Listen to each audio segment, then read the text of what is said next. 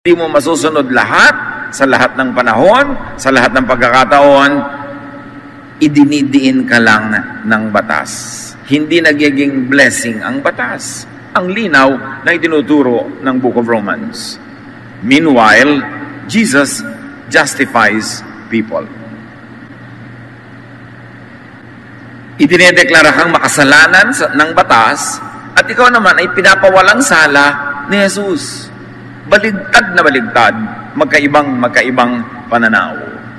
Ipinaliwanag ito ni Pablo, Romans 3:21-24. But now, apart from the law, the righteousness of God has been made known. Sa labas daw ng batas, ang tunay na kabutihan at kabaitan at katuwiran ng Diyos ay ipinakilala, hindi sa pamamagitan ng batas, kundi sa labas nito. This righteousness is given through faith in Jesus Christ to all who believe. Ang tunay daw na kabanalan na magiging katanggap-tanggap sa Diyos, magiging daan para ikaw ay magkaroon ng buhay na walang hanggan, hindi ang relihiyon na pagsunod sa batas, mga do's and don'ts, kundi ang pananalig kay Jesus. Sapagkat ang nananalig kay Jesus ay binibigyan ng perfect righteousness at yun ang ticket mo to eternal life and into the presence of God. There is no difference, sa pagpapatuloy ng verse, between Jew and Gentile. Yung mga Jew kasi sumusunod sa batas nila, ang mga Gentile hindi. Pero sabi ni Pablo, walang pinagkaiba kung Hudyo ka man o hindi Hudyo, Israelita ka man o Israelita, pare-pareho lang makasalanan. At para maging matuwid sa harap ng Diyos, pare-pareho lang ang Hudyo at ang Gentile, ang hindi Hudyo, kung mananalig kay Jesus, ituturing na matuwid. Verse 23, for all have sinned and fall short of the glory of God, and all are justified freely by His grace through the redemption that came by Christ Jesus. Kung ipapaliwanag sa ilang verses lamang ang buong Christian doctrine, ito yon, Romans 3:21-24. Hindi ka tatanggapin ng Diyos dahil Hudyo ka. Hindi ka tatanggapin ng Diyos dahil sumusunod ka sa batas dahil kulang at kulang din. Hindi ka rin i-reject ng Diyos dahil Gentile ka. Tatanggapin ka ng Diyos, ikaw man ay Jew or Gentile, Hudyo o hindi Hudyo, kung nananalig ka kay Jesus. Nagiging banal ka sa tingin ng Diyos, hindi sa pagsunod mo sa mga batas, kung anong kakainin, anong isusuot, kailan magpapahinga, hindi doon. Nagiging katanggap-tanggap ka sa Diyos kung nananalig ka kay Jesus. Dahil ang pananalig kay Jesus, katumbas ay perfect righteousness. You cannot be righteous by obeying the law because you cannot obey all the laws all the time. But when you believe in Jesus, the Son of God, you are made righteous not by your works, but by your faith in Jesus. This is the central Christian teaching of all. So, kung aasa ka lang sa pagiging Hudyo, susunod ka sa mga Hudyo, makikihudyo-hudyuhan ka dyan, wala rin mangyayari. Ang mahalaga, manalig ka kay Jesus. Kasi sa pagsunod mo sa kanila mga tradisyon, lalo ka lang nadidiin, nare-reject ka lalo. Kasi talagang hindi ka qualified. Yun lang ang lumilinaw ng lalong lumilinaw sa pagtatangka mong maging banal sa pamamagitan ng pagsunod sa mga utos. Para ka maging katanggap-tanggap kay Jesus o sa Diyos Ama sa langit, manalig kay Jesus. Magkaiba ang law at magkaiba si Jesus. Yan ang hindi malinaw sa maraming Christian Kaya ginagawa nilang bulang lang, salad, pinaghahalo nila yung law at si Jesus. Nakakalito. The law rejects and excludes people who are unable to obey it. Dahil legalistic, black or white, sumunod ka o hindi ka sumunod, at pag kinapos ka, talsik ka, puwera ka, hindi ka kasali. Romans 2:12, the law will be used to judge everyone who knows what it says. Can you imagine?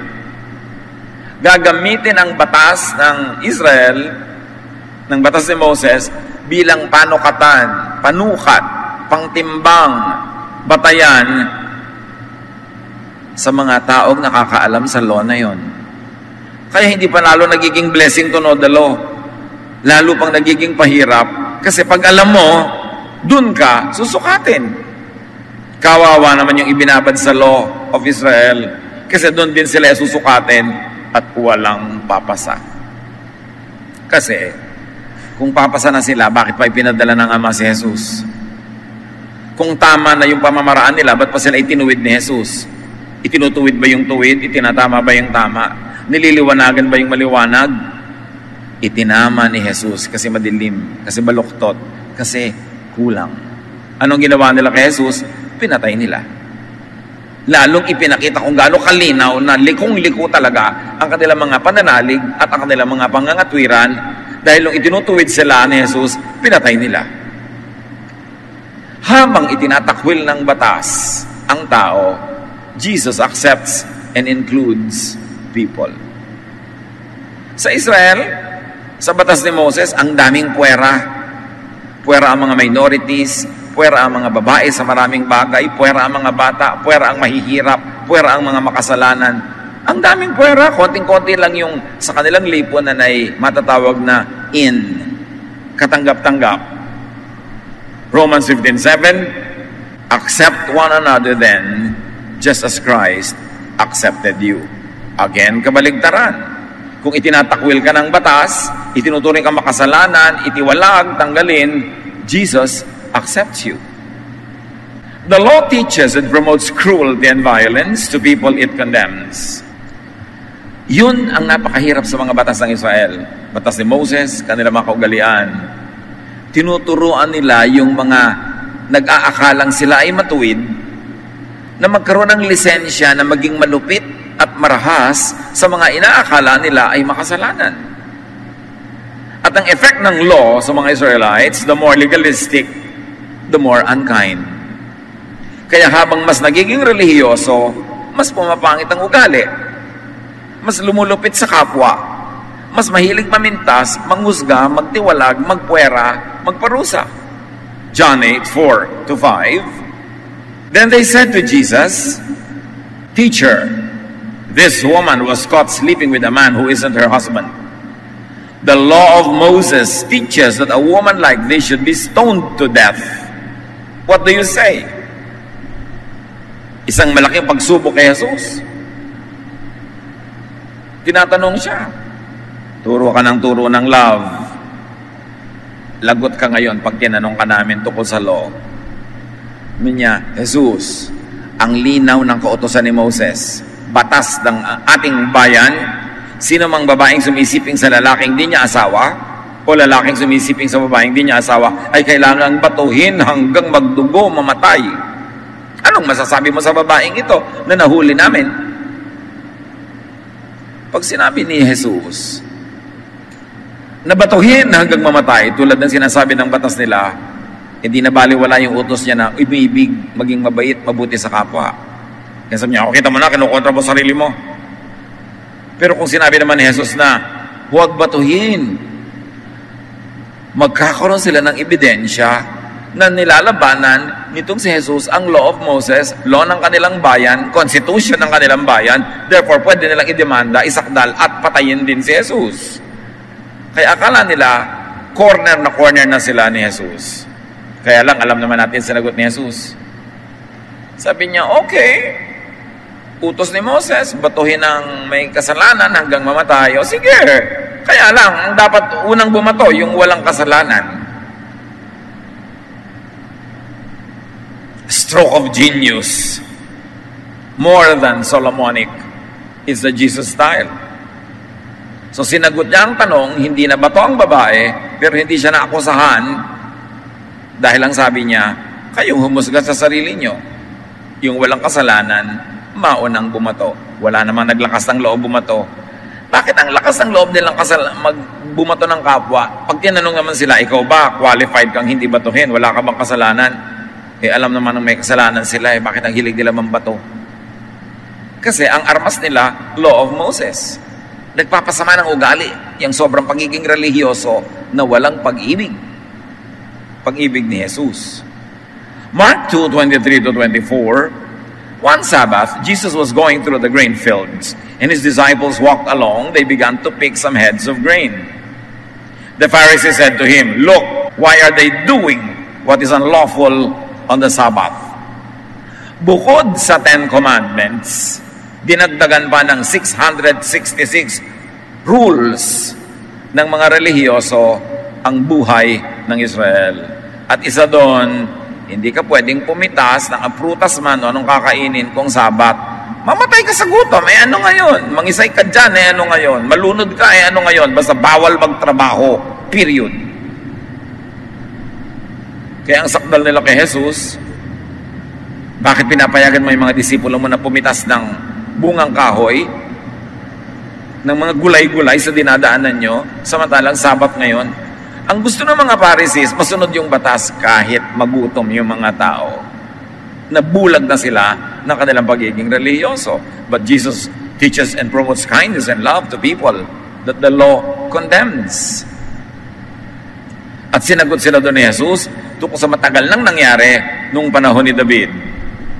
Mark 2:25-27. Jesus answered, "Have you never read what David did when he and his companions were hungry and in need?"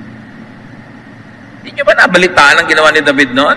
At mga kasamahan niya, nung gutom na sila, he entered the house of God and ate the consecrated bread, which is lawful only for priests to eat. And he also gave some to his companions. Hindi nyo ba nabalitaan? Alam nyo to, ha? Si David, pinasok niya yung templo, yung tabernacle, yung house of God, yung tent, at kinain nila yung mga banal na tinapay na pari lang ang kumakain. Hindi naman nagalit sa kanila ang Diyos. Naging hari pa nga siya. Then he said to them, "The Sabbath was made for man, not man for the Sabbath." Binigyan kayo ng batas na magpahinga sa Sabat kasi inaabuso nyo ang inyong mga empleyado. Inaabuso nyo ang inyong mga alipin. 7 days a week nagtatrabaho sila. Wala na silang pahinga. Kayo man, mga sobrang adik sa trabaho, pinapatay nyo ang inyong sarili, kumita lang kayo ng higit at mas marami, namamatay na ang inyong katawan, kaya inutusan kayo ng Diyos na ang ikapitong araw ay ipangiling nyo, ipagpahingan nyo. Pero yung utos na yan ay para sa inyong ikabubuti. Ngayon, kung ikabubuti nyo na may gawin, maghugas kayo ng plato, magluto kayo, kumain kayo, pumitas kayo ng prutas, edi yun ang gawin nyo kasi yun ang mabuti sa inyo. Kaya sabi ni Jesus, ang Sabat ay ginawa para sa ikabubuti ng tao, hindi para maging amo ng tao. Kasi alam yung mga Israelita, the day before the Sabat, niluluto na nila lahat yung kakainin nila during the Sabat kasi bawal pagluto sa Sabat. Kaya kung hindi ka nakapagluto, sorry na lang, manigas ka sa gutom, Sabat kasi. Pagka nalunod ka bigla, Sabat, ay walang sasagip sa'yo kasi Sabat, trabaho yun, bawal. Sabi ni Jesus, alam nyo ba na kaya kayo binigyan ng ganyang batas? Dahil sa pag-ibig ng Diyos, dahil mahal kayo, para kayo magkaroon ng araw ng pahinga. Pero option nyo na yon kung ipagpapahinga nyo or not. Kasi inoobliga kayo ng mga amo nyo na magtrabaho, pinalaya kayo ng Diyos, pero kung pipiliin nyo pa rin na may gawin kayo, option nyo yon. Para sa inyo ang Sabat, hindi laban sa inyo. At hanggang ngayon may mga tao pang makikipagyera, papatay o makikipagpatayan para ipagpilitang wala kang dapat gawin sa Sabat. Ang linaw-linaw na nga na sinabi ni Jesus. Gano'ng kahalaga ba ang schedule ng pahinga? Ang mahalaga, nakakapagpahinga ka. May mga tao wala nang katrabaho, gutom na gutom ang pamilya, may nag-alok ng trabaho, pero may trabaho sa araw ng Sabat. Kaya Sabado man yun, kaya Linggo, tinatanggihan pa. Pastor, may trabaho po sana inaalok sa akin pero hindi ko tinanggap dahil Linggo, di po ba? Day of the Lord ang Linggo. Iyo, Day of the Lord ang everyday. Ngayon, nagugutom na yung pamilya mo, magtrabaho ka ng Linggo, mag-worship ka ng Miyerkules o Huwebes o Biyernes, may iba ka pang choices. Kaya nga dapat binibigyan ng choices sa mga tao. Tulad ng binigyan ng Diyos ang tao ng choice na magpahinga sa Sabat. Pero kung hindi mo pinipiling magpahinga, choice mo yon, hindi ka dapat patayin. Para sa iyong ikabubuti ang mga batas. Ang ginawa naman ng mga Israelita, ginawa nilang amo yung mga batas. Kahit na pagpapahirap na sa buhay ang pagsunod nun, imbes pagpapadali, pipilitin pa rin nilang pairalin. So yung babae, na dinala kay Jesus para batuhin, John 8:7-11, they kept on asking Jesus about the woman. Finally, he stood up and said, "If any one of you never sinned, Then go ahead and throw the first stone at her. The people left one by one, beginning with the oldest. Finally, Jesus and the woman were there alone. Jesus stood up and asked, "Where is everyone? Isn't there anyone left to accuse you?" "No, sir," the woman answered. Then Jesus told her, "I am not going to accuse you either. You may go now, but don't sin anymore." Hindi naman kinonsinte, pero hindi hinusgahan. Hindi kinondena, hindi binato. Sabi, umuwi ka na, ayusin mo yung buhay mo para hindi ka nakakalad ka dito sa plaza para batuhin. The law is unkind to minorities and social outcasts. Yung mga batas ng Israel, nilikha para sa mga average, normal, majority. Kawawa yung mga above or below average, yung mga wala sa norm, yung hindi katulad ng nakararami, kasi laban sa kanila ang mga batas. Pabor na pabor lang ang mga batas sa mga normal ang buhay, majority, at maayos ang pamumuhay. Pero oras na ang gulo ng buhay mo, nagkakasala-sala ka na tuloy dahil nagugutom ka, kawawa ka sa batas ng Israel. Matthew 9:10-11. While Jesus was having dinner at Matthew's house, many tax collectors and sinners came and ate with him and his disciples. When the Pharisees saw this, they asked his disciples, "Why does your teacher eat with tax collectors and sinners?" Kung susundin yung mga religious leaders ng Israel, di ka dapat makisalamuha, makihalubilo, makisalo sa mga makasalanan. So sa kanila, ang mga tao, hati, makasalanan at hindi makasalanan. Sino naman kaya ang hindi makasalanan? Lahat nga nagkakasala. Yung iba lang, pinanggigigilan nila yung mga kasalanan at yung lagi nilang idinidiin na kasalanan, pero yung mga sarili nila mga kasalanan, tinatago nila at ini-ignore nila. But Jesus is kind to minorities and social outcasts. Matthew 9:12-13, Jesus said, "It is not the healthy who need a doctor, but the sick. But go and learn what this means. I desire mercy, not sacrifice. For I have not come to call the righteous, but sinners." Yung mga pare ng Israel, yung mga religious leaders nila, sacrifice ang sacrifice. Nagbabarbecue ng mga hayop para yung usok i-sacrifice. Patay ng mga hayop, nagpapatulo ng mga dugo, sacrifice, sacrifice, sacrifice. At marami silang personal sacrifices. Hindi sila kumakain ng ganito, hindi sila kumakain ng ganun. Ang dami-daming batas, puro pagtitiis, puro sakripisyo. Sabi ng Diyos, hindi ako na-impress sa sacrifices. Hindi yan ang hanap ko sa inyo na mag-offer kayo na mag-offer ng barbecue sa akin. Hindi ko hinahanap na pahirapan nyo ang inyong sarili, gutumin nyo ang inyong sarili, magtiis kayo na magtiis. Hindi yan ang gusto ko. Ang gusto ko, maging mabait kayo sa kapwa. It is not sacrifice that I seek, but mercy. Ang gusto kong makita sa inyo, mahabagin kayo sa mga taong kahabag-habag, sa mga kawawa, sa mga nagkakamali, sa napapariwara, sa dahil sa hirap, binebenta na ang sarili. Dahil sa pagkalito, nagkakawindang-windang ang buhay. At sa pagkakawindang-windang nun, lalo nagkakagiba-giba ang buhay niya. Gusto ko, kayong mga relihiyoso, makitang naaawa sa kanila. Hindi. Ang gagaling niyong magsakripisyo, ang gagaling niyong magritual, ang gagaling niyong magdasal, ang hahaba.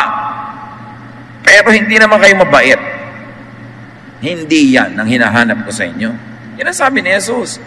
Anong akala niyo sa Diyos? Nasusuhulan ng mga barbecue?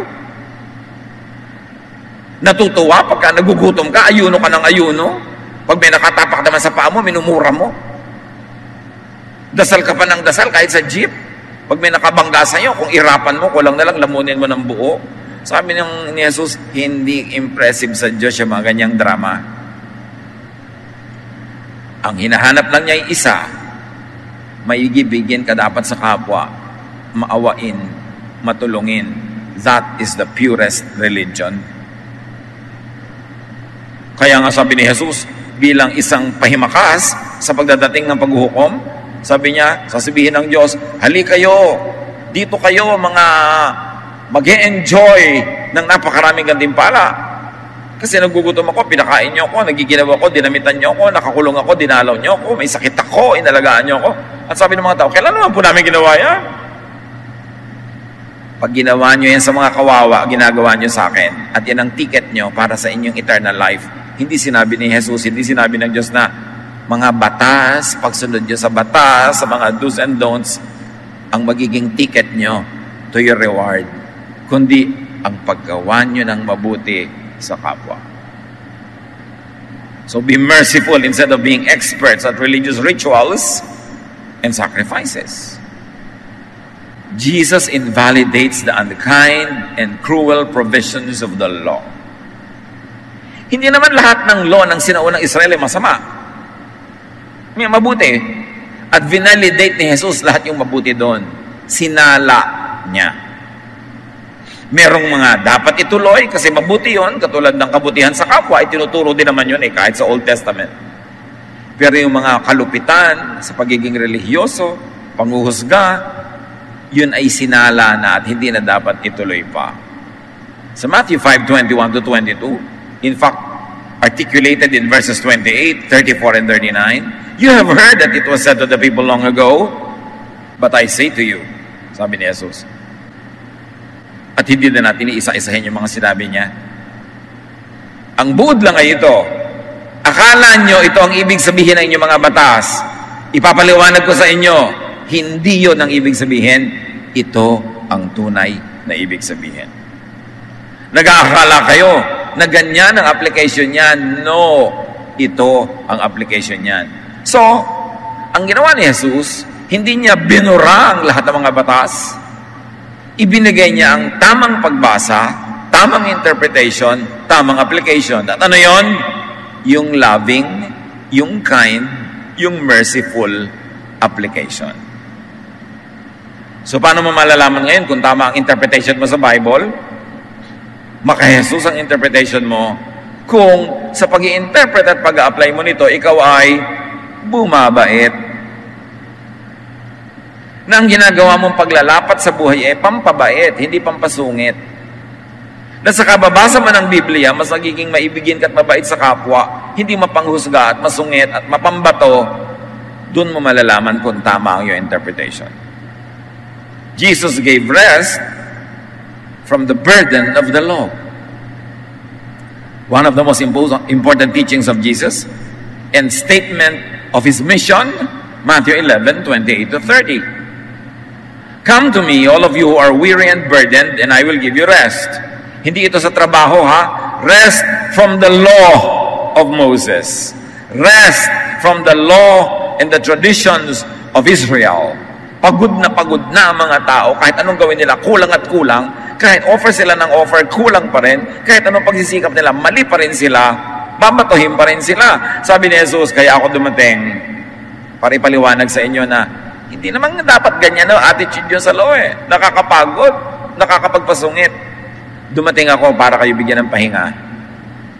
Tigilan ninyo ang kasusunod sa mga Pharisees na yan, nakakapagod.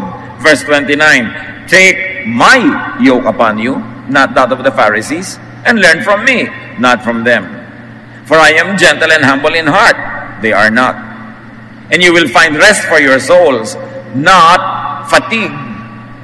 For my yoke is easy, and my burden is light. Again, paano mo malalaman kung tama ang interpretation mo sa Bible, sa turo ni Jesus? Kung ang epekto sa iyong buhay ay gumagaan ito, dumadali, lumuluwag, napapahinga ka at nagkakaroon ng kapayapaan. Tama ang reading mo. Kasi sabi ni Jesus, my yoke is easy. Madali akong sundan. Pero Lord, hirap na po ako. Siguro kay Moses ka sumusunod. Magaan ang aking turo. Pero Lord, ang bigat-bigat ng mga dalahin kong religious teaching. Lagi akong guilty. Lagi akong kulang. Lagi akong masama. I hate myself. Gusto ko na magpakamatay kasi kahit anong pagpapakaban na lang gawin ko, hindi ko magawa. So, hirap na hirap ka sa iyong religion. Opo. Hindi ka sa akin sumusunod. Malalaman mo sa akin ka sumusunod pag nadadalian ka. Kasi ako ang nagpasa ng krus, hindi ikaw.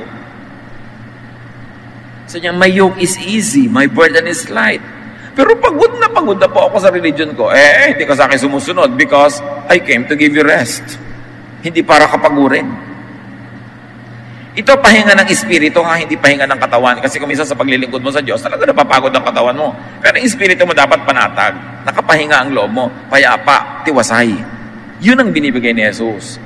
Pero pag lagi kang sinusurot ng law, lagi kang ino-condemn ng law, hindi ka talaga mapapahinga. Kailan ka mapapahinga? Pag naalala mong, naniniwala ako kay Jesus, ang pananalig ko kay Jesus ay itinuturing sa langit na kabanalan, therefore banal ako. Kahit in real life, kulang-kulang ako, wasak-wasak, durog-durog, pero sa tingin ng langit, ako'y katanggap-tanggap, ako'y mahal ng Diyos. Ay, nakakapahinga yata yun. Kaya mapapahinga kay Jesus. Kaya natin itinuturo si Jesus, mga kapatid. Kaya tayo puspusan ang pagtuturo tungkol kay Jesus para yung mga pagod sa religion, mapahinga. May kilala ba kayo na napaka-religyoso, tapos pagod na pagod? Tapos nakakapagod din siyang kausap, nakakapagod siyang kasama, kasi nakakapagod ang kanyang interpretation at paniniwala. Laging umuwi sa bangayan, awayan, debate, hindi yun galing kay Jesus. Kaya dapat puspusan tayo magturo ng tunay na pagiging maka-Jesus. Yung maibigin, mapagpatawad, nakaka-relaksyon, nakakapahinga sa iyo at sa kapwa. Bagamat maraming itinuwid si Jesus sa kabaluktutan, paniniwala at interpretation ng law, Jesus also validated the kind and loving provisions of the law. Kasi may mga kind and loving provisions din naman Marami ding turo sa charity, kindness, goodness, even the Old Testament. Pero dapat nga salain mo sa pamamagitan ni Jesus kasi merong mga hindi na dapat ituloy kasi pinigil na yun ni Jesus. Para ang tao mapahinga. Kaya sabi niya sa Matthew 5:17, do not think that I have come to abolish the law or the prophets. I have not come to abolish them, but to fulfill them. Sasabihin na naman ng mga legalista, mga Pharisee, kita nyo na, fulfill ni Jesus ang law. Hindi lahat. Sinala niya, merong itutuloy at merong hindi na. Jesus defines the essential application of the law, and that is love. That is the Jesus filter, love. Pag hindi loving ang application, wag nang i-apply. Pag hindi nakakapagpabait, wag nang sundin. Pagka nakakapagpabangis, nakakapagpalupit, wag nang pairalin. Kasi may filter nang inilagay si Jesus. Kasi kung lahat tuloy din naman as usual, ba't pa dumating si Jesus? Sayang naman ang pagod niya. May ginawa siya talaga. At yun ang dapat natin maunawaan. Sinala niya ang lahat ng kalupitan, nakapagpapahirap, nakapagpapapagod, nakakapagpapangit ng ugali ng mga kautosan. Matthew 22:35-40. An expert in the law tested him with this question. Teacher, what is the greatest commandment in the law? Magandang tanong. Sa dinami-rami-rami ng law, alin ba ang pinakadakila na dapat unahin? Jesus replied, love the Lord your God with all your heart and with all your soul and with all your mind. This is the first and the greatest commandment. And the second is like it. Love your neighbor as yourself. All the law and the prophets hang on these two commandments. Sabi niya, ang dami po nating batas. Alin ang dapat unahin? Huwag kayo malito. Dalawa lang ang batas, pagkamukha pa. Ibigin mo ang Diyos, higit sa lahat. At ibigin mo ang iyong kapwa tulad ng pag-ibig mo sa iyong sarili. Lahat ng mga batas diyan nakasabit. Pag hindi nakasabit diyan, ilaglag. Lahat ng sinasabi ng batas, lahat ng pag-implement ng batas, pag-interpret ng batas, dapat loving. Pag hindi loving, walang sinasabitan, ilaglag. Without love, the law falls down. Malinaw yun. And then Jesus teaches a new law. Love and acceptance of people. Kung yung dating tradisyon nila ay mapanghusga at mapagtiwalag, mapagpatalsik ng tao, ang itinuro ni Jesus, ibigin, mahalin, tanggapin. ang kapwa dahil lahat kayo tinatanggap ng Diyos.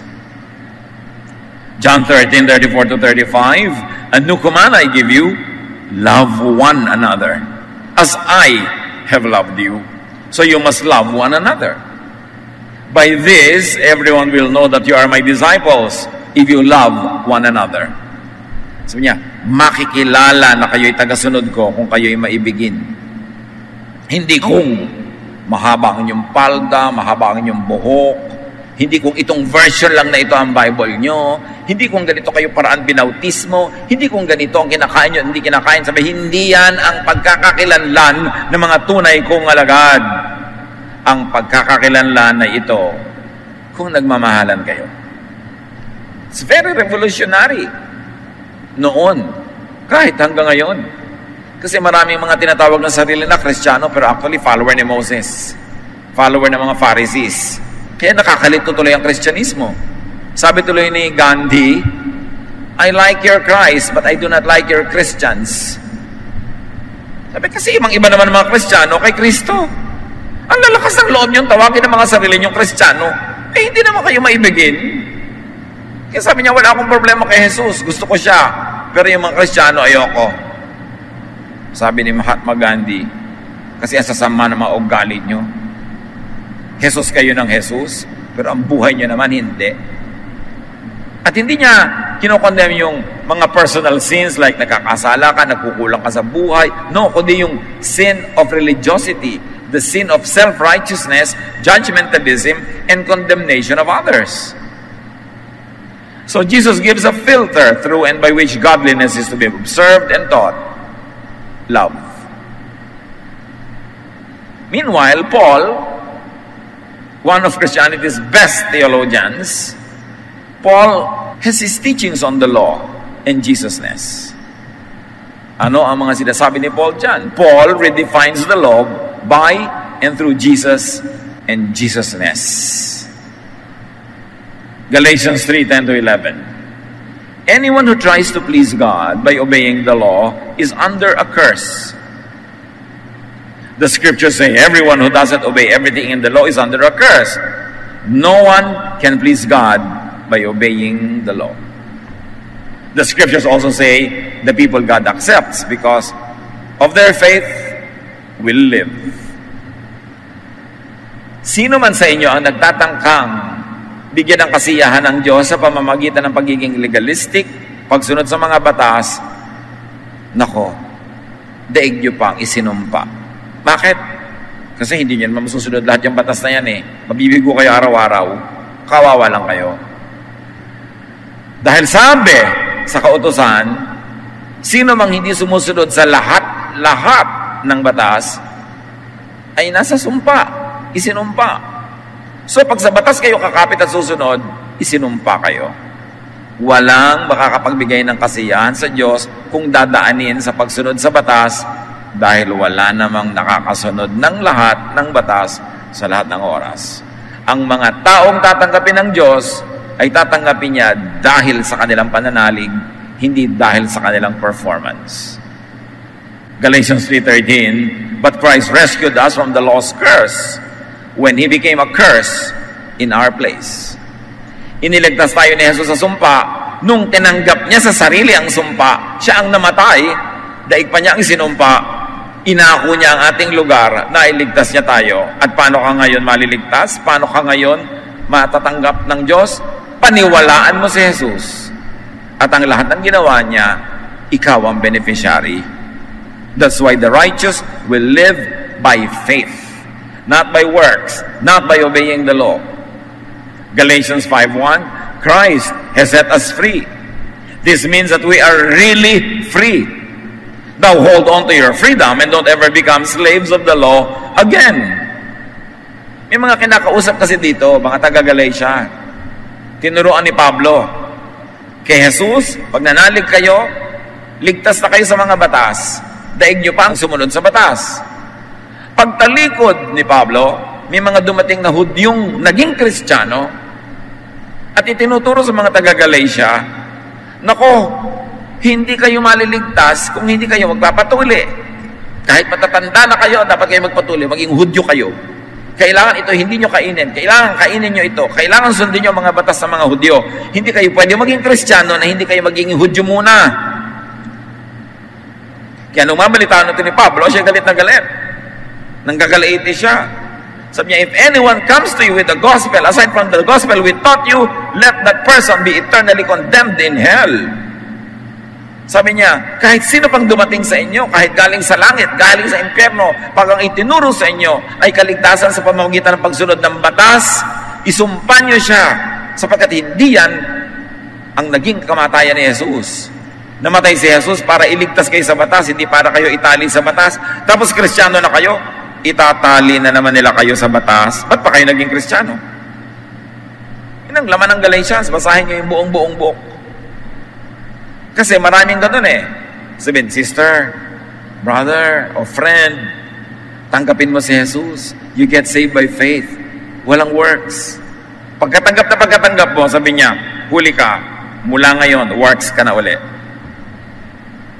Pagkatanggap mo, tambak-tambak na works na naman, tambak-tambak na laws, tambak-tambak na condemnation and judgment. Anong ginawa ni Jesus? Di wala. Kaya nagagalit si Paul. Nasasayang ang kamatayan ni Jesus. Pag ang mga taong iniligtas niya, itatali mo uli sa laws of Moses. Dapat salain mo ang buong Old Testament sa Jesus filter. And that Jesus filter is love. Salain mo pati New Testament for teachings that are not loving, at yung love din ni Jesus ang iyong pairalin. Salain mo ang lahat ng katuruan ng simbahan ng 2,000 years past. Lahat ng kaugalian ng protestante, katoliko, anumang sekta na tumatawag kay Kristo, salain mo pa rin sa love of Jesus. At pag hindi pumapasa, hindi loving, hindi nagpapabait, sa isang tabi mo na lang, dahil yun ay isang tabi ni Jesus, para tayo mapahinga, para tayo mailigtas, hindi lang sa impyerno, kundi sa hirap ng pagpapasa ng relihiyon na hindi mo naman kayang pasanin. Kaya siya ay tagapagligtas. Napakabait, napakabuti ng Diyos Ama na ipinakilala ni Jesus. Ang ipinakilala ng mga pari sa Israel, ng mga Pharisees, nila Moses, Diyos na napakahigpit, napakasungit, laging nagagalit, lagi kang masama. Kaya itinuwid ni Jesus yon. Sabi niya, yes, nagagalit ang Diyos sa kasalanan, pero sa akin na nga ibinunto ng galit para huwag na kayo maparusahan. Mahal kayo ng Diyos, maliligtas kayo hindi sa pamamagitan ng pagsunod ng mga utos tayo ng mga pare. Sa pagtanggap kay Jesus, itinuturing kayo ng Ama sa langit na banal. Kaya mag-relax kayo, magpahinga kayo. Yan ang dala ko sa inyo. Peace. My peace I give to you. My peace I live with you. I give to you a peace that the world does not give. Because I give to you peace that is free, libre. Salvation is free, but it is not cheap. Because Jesus paid for it with His blood. Paul invalidates the unjust provisions of the law. Isa pa na nag-second demotion si Paul kay Jesus. Lahat ng hindi loving provisions of the law, isa-isang tabi na lang, huwag niyong pagpakamatay ang sundin o ipasunod sa iba. Galatians 5:2-4, I, Paul, promise you that Christ won't do you any good if you get circumcised. If you do, you must obey the whole law. And if you try to please God by obeying the law, you have cut yourself off from Christ and His wonderful kindness. Ito yung binabanggit ko. May mga nag-preach ng gospel sa mga Gentile. Alam nyo, the Gentiles don't get circumcised. The Jews get circumcised. The people of the book, like the Muslims, they get circumcised because they share traditions, old traditions with Israel. But the Gentiles, no. So may mga Hudyo na naging Kristiyano na nag-preach sa mga Gentile, tinanggap si Jesus ng mga Gentile, pero sabi ng mga Hudyong Kristiyano, dapat di kayo magpatuli. Hindi kayo maliligtas pag hindi kayo nagpatuli. Kaya si Paul na naman ang gagalaitin na high blood. Ako, si Pablo, pinapangako ko sa inyo, isinusumpa ko. Pag nagpatuli kayo, kailangang sundin nyo, hindi lang yon. Lahat ng 10 commandments and 610 misvots. At pag hindi nyo nasunod lahat yon, lagot kayo, condemn kayo. So ba't kayo magpapagod na sumunod sa isa, hindi nyo naman susundan lahat? Sabi ganon, pag sinikap niyong lumapit sa Diyos, na ang tinutungtungan niyo ay yung law, yung tradisyon ng Israel, lalaglag kayo, walang mangyayari. At pinuputol niyo ang inyong relasyon kay Jesus pag sinikap niyong maging inyo ang kaligtasan sa pamamagitan ng pagsunod sa mga kaugalian ng mga Hudyo. Itinatakwil nyo si Jesus, ang kabutihan ng Diyos na nagbibigay ng libreng kaligtasan, kung dadaanin nyo sa pagsunod sa mga batas ng Israel ang pagtungo sa Diyos. Inignore nyo yung elevator, libreng sumakay, pinipilit yung akyatin yung bangin na matarik, laglag kayo ng laglag, hindi kayo makakarating sa taas, kaya binigyan na nga kayo ng elevator eh. Kaya salvation na nga is by grace, not by works, because by works, you cannot achieve it. Galatians 5:5-6. But the Spirit makes us sure that God will accept us because of our faith in Christ. If you are a follower of Christ Jesus, it makes no difference whether you are circumcised or not. All that matters is your faith that makes you love others. Pag tunay kang naniniwala kay Jesus, hindi mahalaga kung tuli ka o hindi. Hindi mahalaga kung kumakain ka ng kosher o hindi kosher. Hindi mahalaga kung kumakain ka ng alamang o dinuguan, o walang puto o may puto. Hindi mahalaga kung nagbebelo ka o hindi. Mahaba ba ang iyong buhok dahil babae ka, hindi ka nag-aalahas. Hindi mahalaga lahat yan.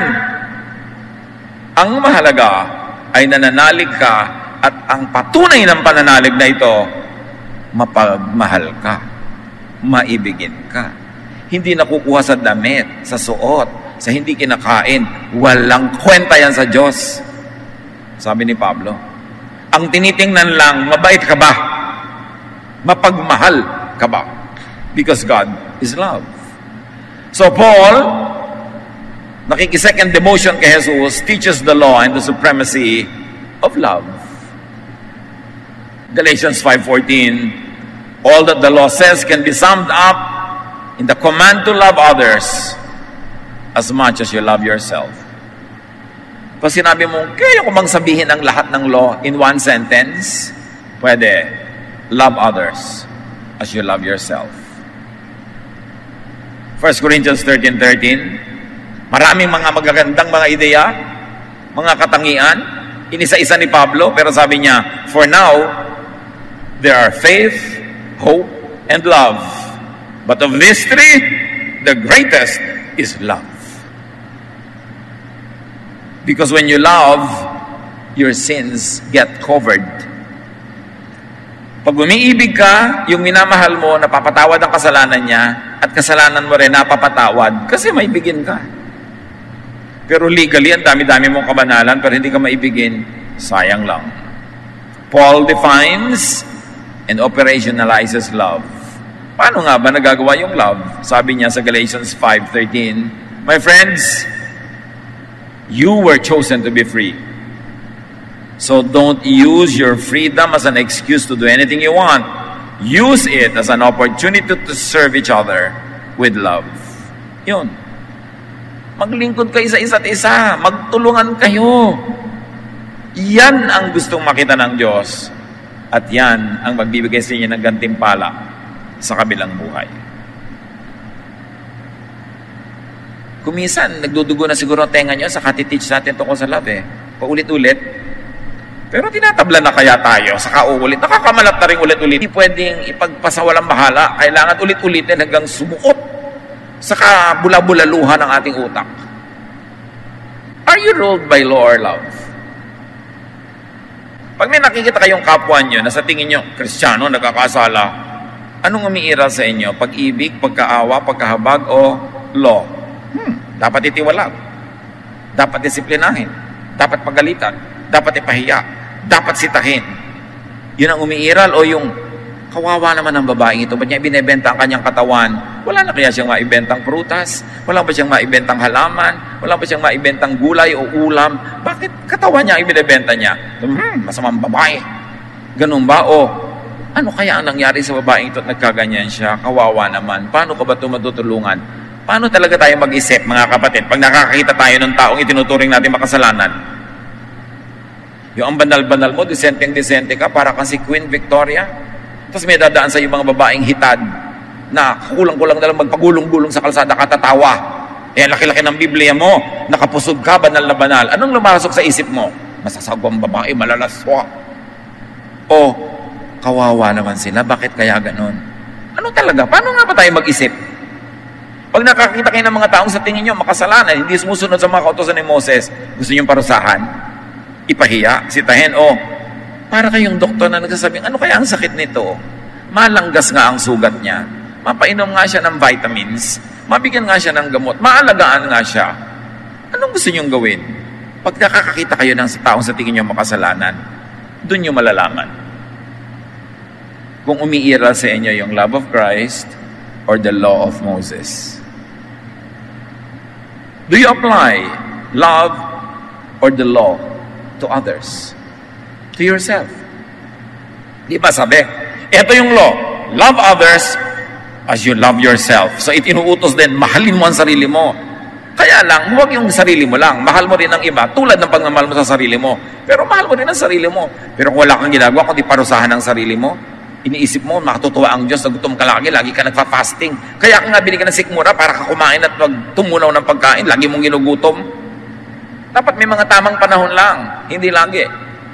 Yung tinitiis mo lahat ang gusto mo, yung gusto mong bilhin, ayaw mong bilhin, yung gusto mong isuot, ayaw mong isuot, lagi ka sinisikil ang sarili mo, ayaw mong lumigaya, ayaw mong kumain ng masarap. Mahalin mo din dapat ang sarili mo. Do you live in fear and guilt because of the law? Siyempre, kahit anong gawin mo, kukulangin, dadapa ka, matutumba, madudumihan, matitilamsikan dahil nandito ka pa sa lupa.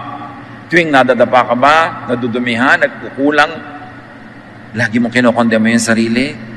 Pinaparusahan mo, nilalatik mo ang sarili mo. Galit na galit ka sa sarili mo, guilty ka. Pag ganun pang umaandar, hindi mo pa naiintindihan ang pag-ibig ng Diyos. Inibig ka niya, kahit ka ganyan. Iniibig ka niya, magkaano pa man ang mangyari sa'yo. Walang makapaglalayo sa'yo sa pag-ibig ni Jesus. Neither death nor life, nor heaven nor earth, neither angels nor demons, nothing can separate us from the love of Jesus. Tapos, sobra ka mang-condemn sa sarili. Guilty ka lagi sa mga kulangan mo. Kaya nga namatay si Jesus dahil kulang ka eh. Kailan ka mapapahinga? There's a very thin line between pangungonsinti sa masama at pagtanggap na talagang magkakulang ako, kaya ako pinupuno ni Jesus. Pero dapat clear sa atin yung line na yon. Hindi mo ginajustify yung kasamaan at karumihan at pagkukulang, pero hindi mo rin no-overcondemn ang iyong sarili dahil namatay na si Jesus para sa iyo. Kaya ka napapahinga. When you are commanded to love, it's not only to love others, but to love them as you love yourself. Mahal ka ng Diyos, ayaw niyang mabuhay ka sa guilt, alam niyang kulang ka, hindi ka niya nahanapan ng perfection, kaya nga namatay si Jesus para sa iyo. Hinahanapan ka lang niya, sabi niya sa babae, sin no more. Improve, keep improving. But don't kill yourself with over-expectation because you cannot be perfect this side of eternity.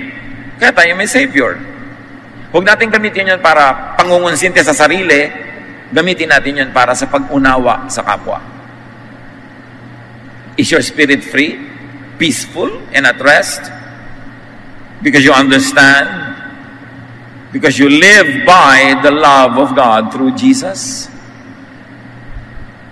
Malaya ba tayo na maging totoo sa sarili? Ay, nagkamali ako, Lord. Nagkamali ako. Sorry talaga. Pero you remember that I am dust. Hindi ko gagawing katwiran na I am dust para lalong magpakagulong-gulong sa dust. Pero tuwing hindi ko na kayang tumayo, natumba ako, aalalahanin ko, you remember that I am dust. And you love me nevertheless. And because of that, I will have peace. Not because I deserve it, but because you are giving it to me for free. All the more that I'm indebted to you, and that indebtedness I will express by loving others. The forgiveness I receive from you, I will give to others. Kung paano ko na-enjoy ang kabaitan mo sa akin, pag-e-enjoy ko rin ang kapwa sa kabaitan ko sa kanila. Yun lang ang tanging paraan para suklihan ko ang kabutihan sa akin na maging mabuti rin ako sa kanila. Kasi pare-pareho lang naman kaming kulang. Pare-pareho lang kaming nakakatayo dahil sa inyo. So, sino ako para manghusga sa mga nakatumba at gumugulong? Panapanahon lang naman yan. Baka nakatayo ako ngayon, bukas ako naman yung gumugulong. So, bakit ko sila susukatin sa pamantayang kung ako sukatin, babagsak din ako? Do to others what you want God to do unto you. 1 Peter 4:8, above all ha, higit sa lahat, love each other deeply, because love covers over a multitude of sins. The original rendition in Greek can be read two ways. Pag maibigin ka, nabubura ang kasalanan ng iniibig mo. At pag maibigin ka, nabubura ang kasalanan mo. Pwedeng basahin both ways in Greek. Yung because love covers a multitude of sins. Rest in God's love through Jesus. Sabi ni Jesus sa Matthew 11:28-30, magandang ulitin at memoryahin. Come to me all of you who are weary and burdened, and I will give you rest. Take my yoke upon you and learn from me, for I am gentle and humble in heart, and you will find rest for your souls. For my yoke is easy, and my burden is light. Masarap maging Kristiyano. At dapat ang Kristiyano, masarap kasama. Kung nasa tamang lugar ang ating puso, sumusunod kay Jesus, hindi sa laws of Moses, hindi sa laws of Israel. Let others rest in God's love through Jesus. Hindi lang naman ikaw ang dapat mapahinga. Payagan mo rin yung kapwa mo magpahinga and enjoy a peaceful and restful brand of religiosity. Merong pagiging relihiyoso na yung tao nagiging palaway, paladebate, palahusga. Hindi yon ang brand ni Jesus. Ang brand